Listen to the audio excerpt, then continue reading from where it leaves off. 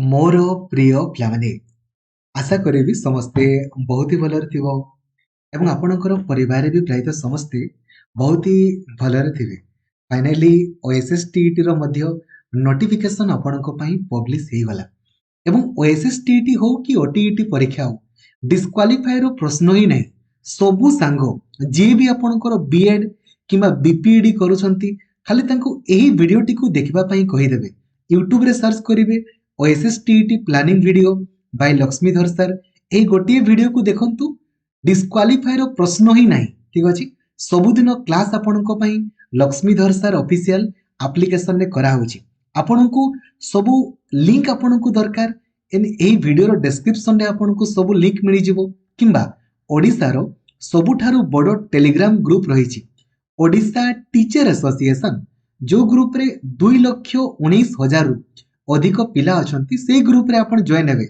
एइठी मु आपनको सबु क्लास रो link आपनको share करि देबी।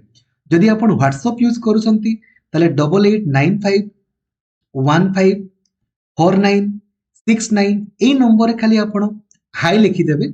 आपनको automatically WhatsApp group Telegram group तथा मते पर्सनली मैसेज करिवारो लिंक मध्ये मिलि जिवो। तो सबु सांग मानको आपण लाइक और शेयर करके जणाई दियंतु जे ओएसएसटीईटी परीक्षा रो नोटिफिकेशन आपनको पई पब्लिश हे जाईची। ऑनलाइन अप्लाई ऑलरेडी आपनकर आरंभ हे गलानी। आपनको अप्लाई वीडियो दरकार खाली वीडियो रे खाली कमेंट करके जणांतु अप्लाई वीडियो आपनको दरकार मु विथिन 15 टू 20 मिनिट आपनको पई अप्लाई वीडियो मध्ये बनै देबी। तो ऑनलाइन अप्लाई देखंतु आपनकर लास्ट डेट 17 डिसेंबर आपनको रहिची। 17 डिसेंबर डेट हुए तो बढ़ी पारे कहि हेबनी। एडमिट कार्ड जनवरी 10 रे आपनकर आसीबो एवं परीक्षा आगामी जनवरी 20 रे आपनकर हेबा पई जाउची। तो बहुत इजीली आपण ओएसएसटीईटी परीक्षा रे क्वालिफाई करिवे। बीएड पिला माने समस्ते पेपर 1 देबे एवं बीपीईडी जो माने पीटी टीचर हेबे सामने पेपर 2 आपनकर देबे।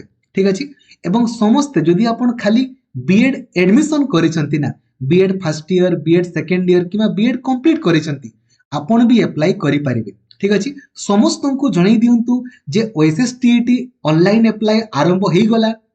लास्ट डेट 17 डिसेंबर आपनको पई रहिछि। एडमिट कार्ड जनवरी 10 रे आसीबो परीक्षा जनवरी 20 रे हबो एवं सबुदिन क्लास आपनको पई लक्ष्मीधर सर ऑफिशियल एप्लीकेशन ने करा होछि। सिलेबस 22 थरो आपनकर सरी गलानी। खाली प्लानिंग वीडियो को देखि दियंतु डिस्क्वालिफाई रो प्रश्न ही नहीं। थैंक यू जय जगन्नाथ धन्यवाद।